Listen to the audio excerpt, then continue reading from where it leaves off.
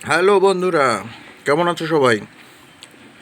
আজ যে টপিকটা নিয়ে কথা বলবো সেটা হচ্ছে আমি কিভাবে আমার মলি আর গাপ্পি মাছের বাচ্চা তুলি এবং একটা বাচ্চাও নষ্ট হয় না।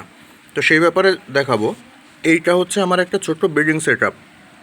এটা আমি কিভাবে করলাম সেটা দেখাচ্ছি। সহজে কম খরচার মধ্যে তোমরাও করে নিতে পারো।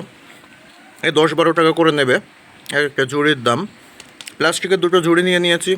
ফাঁকাটা দেখে নাও যাতে বাচ্চাগুলো বাইরে বেরিয়ে আসতে পারে। ঝুড়িটা নিয়ে একটা ঝুড়ির পেছনটা গোল করে কেটে নিয়েছি।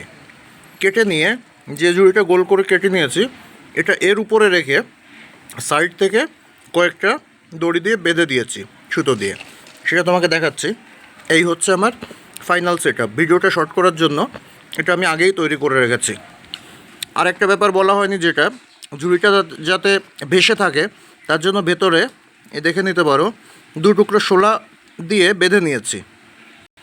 এবার জল প্রস্তুতকরণের মধ্যে কি হবে, আমার এই জলটা বেশ কয়েকদিন তুলে রেখে দিয়েছিলাম, একটু পুরনো হয়েছে, সাথে কিছুটা অ্যাকুরিয়ামের জলও দিয়ে দিয়েছিলাম অন্য ট্যাঙ্ক থেকে নিয়ে। এবার এর সঙ্গে কিছুটা মিথিলিন ব্লু অ্যাড করে দেব।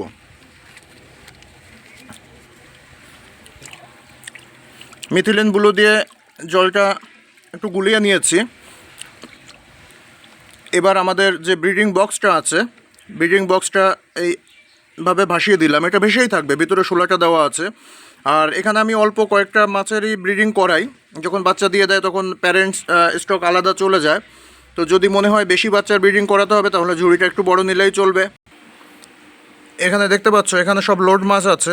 এখানে অ্যালবাইনো মলি যেটা উপরে দেখতে পাচ্ছ, আর নিচে ল্যাকটেল মলি, আর একটা গাপ্পি আছে, নর্মাল গাপ্পি ফিমেল। সব সরি না, ওটা ব্ল্যাক মস্কো ফিমেল হবে। তো এগুলো কি করব, আমি ব্রিডিং বক্সের মধ্যে দিয়ে দেবো। এবার আস্তে আস্তে করে আমি ব্রিডিং বক্সের মধ্যে মাছগুলো দিয়ে দিলাম। তো এখানে এদের খাবার দেব। আর মাঝে মধ্যে যতক্ষণ না বাচ্চা দেয়, নিচে যদি কোনো নোংরা থাকে বা খাবারগুলো নিচে ডুবে থাকে, এগুলো আমি সাইপুন করে পাইপ দিয়ে সাইপুন করে তুলে নেব, যাতে পরবর্তীতে বাচ্চা হলে কোনো অসুবিধা না হয়, জলটা নষ্ট না হয়।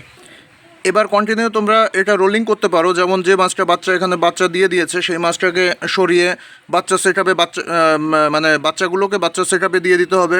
আর প্যারেন্ট যেটা আছে ওটা আবার ওদের যে প্যারেন্ট যেখানে মেল মাছ রাখা আছে সেখানে সরিয়ে দিতে হবে। সেখান থেকে আবার যখন লোড মাছ থাকবে তখন সেগুলোকে আবার এখানে ট্রান্সফার করে দিলে এইভাবে বাচ্চার রোলিং সার্কেল চলতে থাকবে। তাতে খুব বেশি বড় পাত্র বা বেশি বড় ব্রিডিং বক্সের জায়গার দরকার হবে না, কারণ এরা এখানে বেশি দিন থাকবে না। এই যে কটা মাছ আমি এখানে দিয়েছি, খুব বেশি হলেও 1 সপ্তাহের মধ্যে সবগুলোই বাচ্চা ছেড়ে দেবে। এই বাচ্চাগুলোকে আমরা যেখানে ট্রান্সফার করি ওটা দেখিয়ে দিচ্ছি। এখানে দেখতে পাচ্ছ এই যে বাচ্চাগুলো, এগুলো কিন্তু রিসেন্ট পেয়েছি।